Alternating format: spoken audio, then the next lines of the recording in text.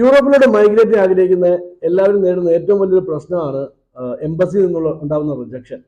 അപ്പൊ ഈ embassy rejection ഇല്ലാതെ ചെയ്യാൻ പറ്റുന്ന 100% വിസ അപ്രൂവലോട് കൂടി തന്നെ ചെയ്യാൻ സാധിക്കുന്ന 3 കൺട്രീസ് നമുക്കിപ്പോൾ അവൈലബിൾ ആണ്. ഒന്ന് സെർബിയാണ്, 2 മോണ്ടിനീഗ്രോ, 3 അൽബേനിയ. ഈ 3 കൺട്രീസിലോട്ട്, അതായത് നമ്മൾ യൂറോപ്പിലോട്ട് മൈഗ്രേറ്റ് ആഗ്രഹിക്കുന്ന ഒരാൾ ഫസ്റ്റ് സ്റ്റേജ് എന്നോണം പോകാൻ പറ്റുന്ന, അല്ലെങ്കിൽ ഈസി ആയിട്ട് സെലക്ട് ചെയ്ത് ഫസ്റ്റ് സ്റ്റേജ് ആയിട്ട് as part of the first stage of European migration നമുക്ക് ഈ 3 കൺട്രികളിലേക്ക് പോകാം വളരെ ഈസി ആയിട്ട്. ദെൻ ഒരു 6 മാസമോ 8 മാസമോ കഴിഞ്ഞതിന് ശേഷം നമുക്ക് അവിടെ നിന്നുകൊണ്ട് തന്നെ ജർമ്മനിയോ ഫ്രാൻസോ അതുപോലുള്ള മറ്റ് വലിയ ഷെങ്കൻ കൺട്രികളിലേക്ക് പോകുക എന്നുള്ളതാണ് ഏറ്റവും നല്ലൊരു ഓപ്ഷൻ.